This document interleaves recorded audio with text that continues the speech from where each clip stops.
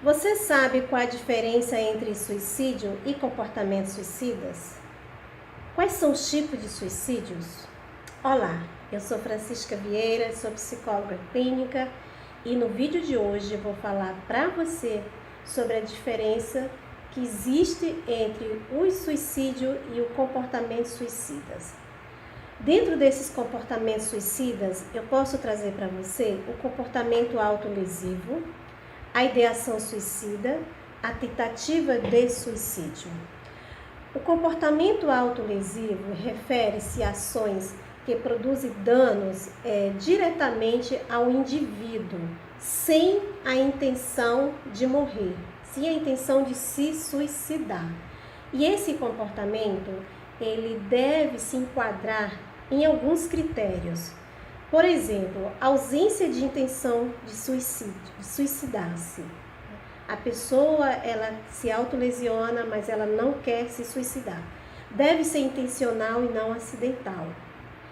Deve ser uma ação direta, sem outros passos entre o ato e a lesão, como danos provocados pelo uso de drogas e álcools, por exemplo.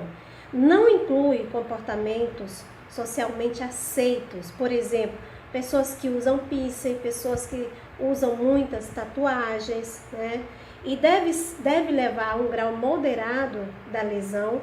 Normalmente são cortes muito superficiais na pele e deve se distinguir de outras lesões associadas a transtornos de desenvolvimento.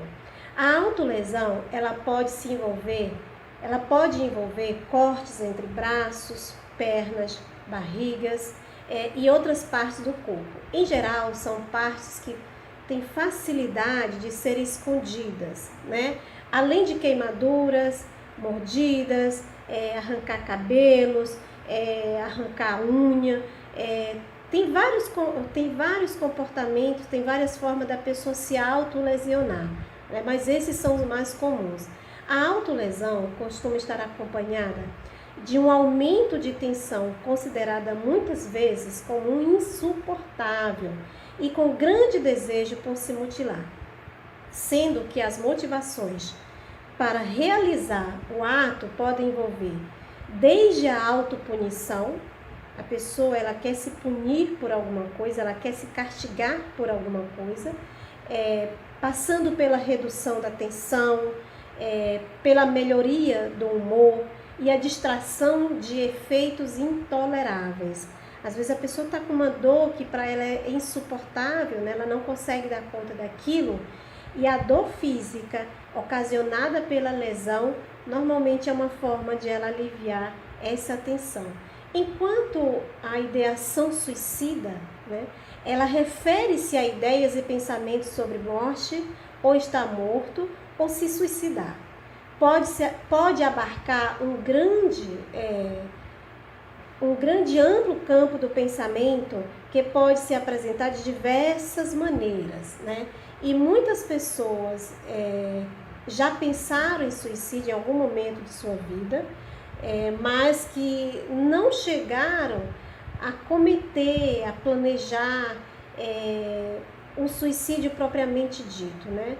Elas pensam, mas elas não levam aquele plano em ação. É apenas uma forma que elas têm de visualizar essa morte, de se pensar como estando morto, né?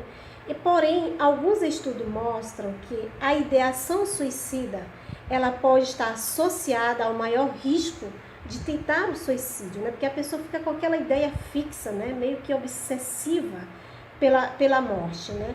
E quanto maior a frequência desses pensamentos e ideias sobre morte e querer estar morto, maior é o risco, né?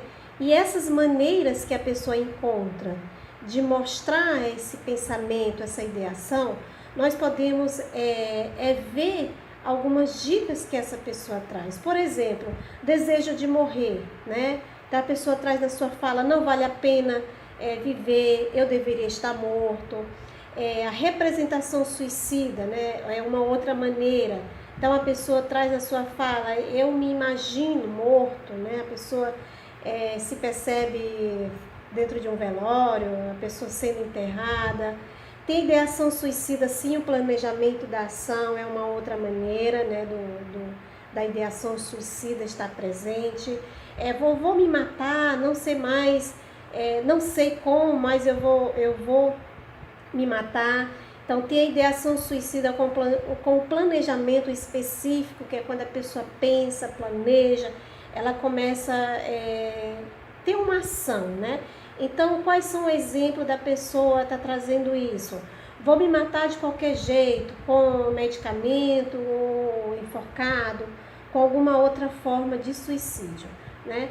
Então, já a tentativa do suicídio, ele é um comportamento autolesivo com um desfecho não fatal, no qual há algumas evidências de que o indivíduo tinha a intenção, em algum grau, em algum nível, de se suicidar. E as tentativas de suicídio podem ocorrer de maneiras bastante diversas, né? Sendo algumas planejadas com cuidado, enquanto outras são feitas de maneiras impulsivas. E é necessário considerar duas grandes dimensões dentro do comportamento do suicida, né? A primeira diz respeito ao grau de letalidade ou dano resultado da tentativa de suicídio, né? Às vezes a pessoa já tentou. Quais são os danos que ficou na vida dessa pessoa? Ou seja, o grau de letalidade pode ser considerado como nível de perigo à vida resultante de uma autolesão. Essa pessoa ela pode ficar com sequelas, né, dentro dessa tentativa de suicídio. Né?